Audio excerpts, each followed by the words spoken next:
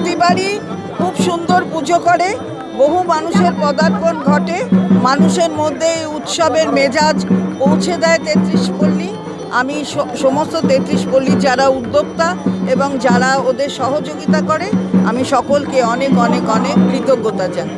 ৩৩ পল্লীর পুজো, দুর্গোৎসব, খুঁটি পুজো অত্যন্ত বৈচিত্র্যপূর্ণ, নানা ধরনের থিমের উপর একদিকে সাবেকিয়ানা, অন্যদিকে সময়োপযোগী বিষয় ভাবনা, বাংলা ও বাঙালির সংস্কৃতি, ঐতিহ্য সমস্ত কিছু রেখে ৩৩ পল্লী পুজো করে।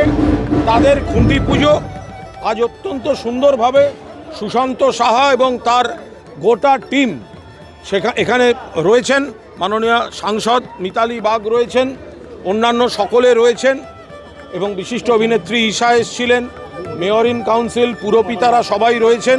যেভাবে এরা এই সুন্দর খুঁটি পুজো দিয়ে মায়ের আবাহনে শুরু করলেন, অত্যন্ত ভালো একটি পরিবেশের মধ্য দিয়ে এই খুঁটি পুজো সম্পন্ন হলো এবং বাংলার দুর্গোৎসবকে, চিরকালীন দুর্গোৎসব কিন্তু মাননীয় মুখ্যমন্ত্রী আন্তর্জাতিক স্তরে যেখানে নিয়ে গিয়েছেন, যেখানে পুজো কমিটিগুলির পাশে দাঁড়িয়েছেন, পাশাপাশি ৩৩ পল্লী তাদের কর্তব্য কিন্তু খুব সুন্দরভাবে পালন করে যাচ্ছে।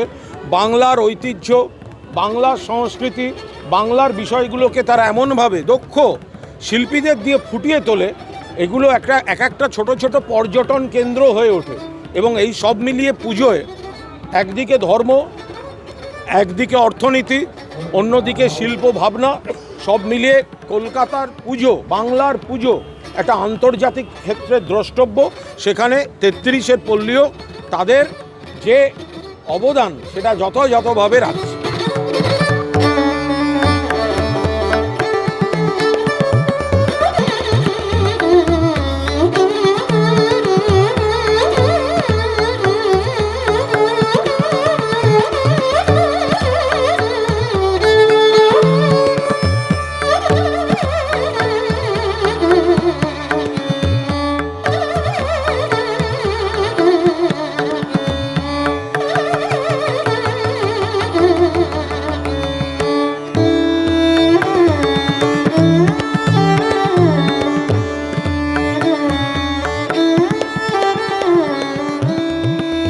সত্যি কথা বলতে কি খুব কম এসেছি, উপর দিয়ে চলে গেছে, ঢোকার সুযোগ পাইনি। আমি ভিড় খুব পছন্দ করি না খুব একটা, কিন্তু এবারে এসে খুব ভালো লাগলো। এবারে নিশ্চয়ই আমি আসবো, বেশিরভাগ টাইমে বাইরে চলে যাই। এটা ভীষণ ভালো লাগছে, মানে আমি গাছ ভীষণ পছন্দ করি, আমি গাছ লাগাই, বাড়িতে প্রচুর গাছ আছে এবং 2-3টে গাছ নিয়ে যাব।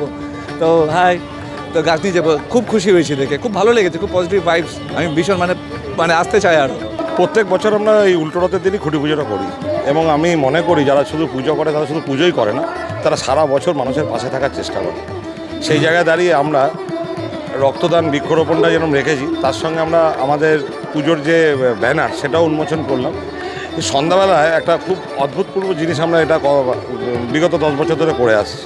প্রায় 100-র মতো সারা কলকাতা থেকে সুসজ্জিত রথ বাচ্চারা, কচিকাচারা নিয়ে আসে এবং আমরা পাঁপড় খাওয়াই তাদের প্রত্যেককে, এবং তাদের মধ্যে থেকে 10 জনকে আমরা বেছে নিই বেস্ট অফ 10 এবং মহিলা সদস্যরাই বাঁচে এবং বেছে নিয়ে আমরা তাদেরকে বিভিন্ন প্রাইজে পুরস্কৃত করি। বছর আমাদের শিল্পী, নতুন শিল্পী সম্রাট চট্টোপাধ্যায়, এবং ওর হাত দিয়ে কলকাতা শহরে অনেক বিগত বছরগুলো ভালো ভালো কাজ বেরিয়েছে।